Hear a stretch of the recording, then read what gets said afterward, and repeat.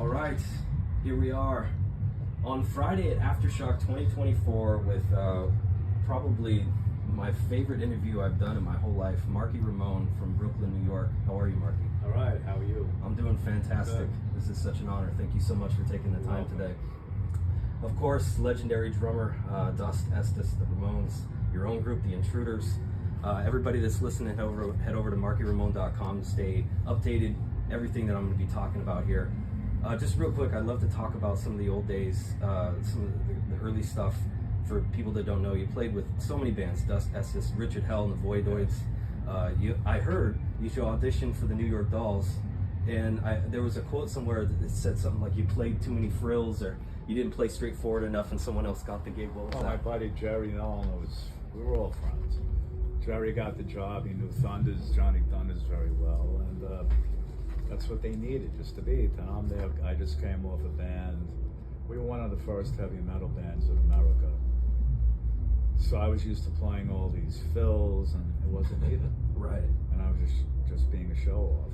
Did that kind of change your drumming going forward after that? Well, I wasn't in Dust anymore, so when I joined, when I ended up hanging out in the New York scene at CBGB's, I kind of just stuck to the beat.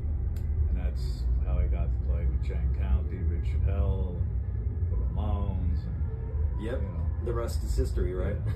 1978, you joined the band, 10 studio albums with the band, the most recorded amongst the band's drummers. Which are you most proud of? What the albums that you worked on with the Ramones? Road to Ruin, the first one. Very first one? How come? Because it was produced really well. The song, its lyrical content was really good, and the energy was really good on that album. And I love the album cover. Yeah, it's killer. And and it was fresh. Yeah. It was fresh because I just joined the band. Right. So I played heavier than Tommy. Right. But then there was the Phil Spector album, which was an experiment. A lot of punk purists didn't like it, but then eventually they did. And that was our biggest selling album. Right. There were good songs on that too. But I really loved Pleasant Dreams. That was the one after the Rock and Roll High School soundtrack.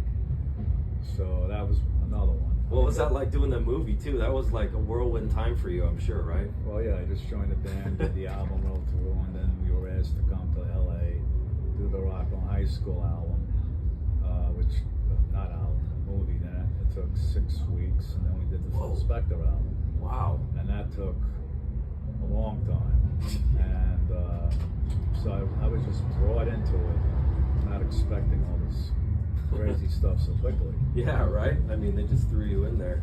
One of my favorites, Brain Drain from '89. I wanted to ask you about the story there with Pet Cemetery. I heard you guys went to Stephen King's place out there in Maine. Tell us about that. What was that like?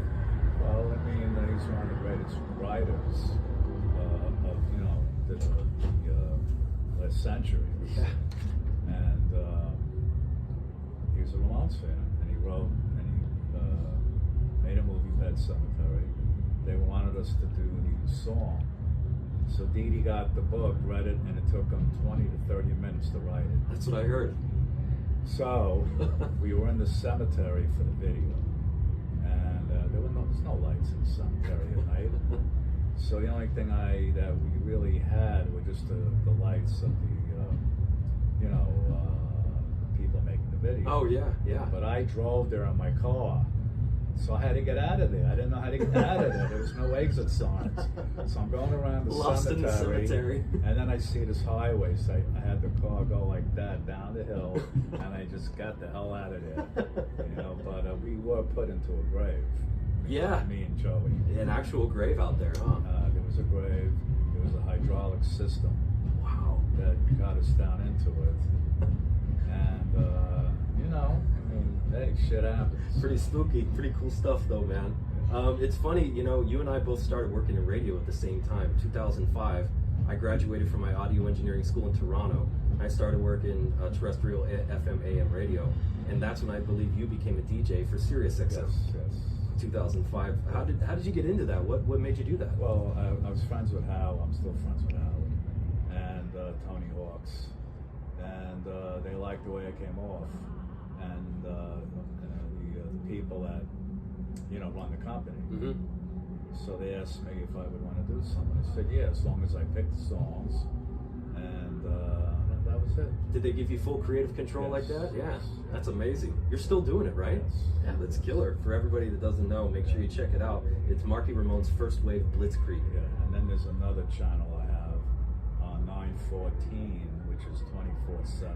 Oh, and it shows the replays or plays the replays. Just go to the app, Marky Yeah. Ramone app. Make sure you guys check that out. One thing I wanted to ask you before we're done, I think I'm correct in thinking that you're very passionate about food. You've been on Anthony Bourdain's show twice. Oh yeah, good fun. You got your own pasta sauce. I don't have it anymore. I had to stop it at one point because I just there's too much stuff, too many things. Too many irons in the fire. It started growing, so I sold it. Oh, okay. But still, you're passionate about food? You gotta eat. I figured if you were Anthony Bourdain, maybe into cooking. Well, and when stuff. we used to go out and eat, I would listen to him and take his advice on what to eat. Nice. Some of it was edible to him, but not to me. But I like tasting different things. That's awesome. Cultured man. Speaking of touring, I see you got a small collection of dates coming up in November in Spain. Is that a favorite place of yours? Or? Right. Spain's great. So is that going to be it for the rest of the year? No, then I come back to New York, Oh. do a show in New York, my annual Christmas holiday shows. Oh, nice. That I do in the area, the tri-state area. Right. Then after Spain, after that I go to my place in Italy to chill out, and then I go back to South America. Nice. So, All over the world. a lot of stuff. Make sure you guys check it out, markyramone.com. One last thing. How do you feel about the up-and-coming punk scene right now, and what advice would you give to the new generation of punks out there? The original. The original. The original, like the Ramones. It's nice to be influenced by the Ramones and the Clash and all these bands, but try to come up with your own thing. You know what I mean? The Ramones already did it. Yep. Try to come up with something different. I love that. Thank you, Marky Ramone, so much. Okay, thank you. Perfect, man. Thank you so much.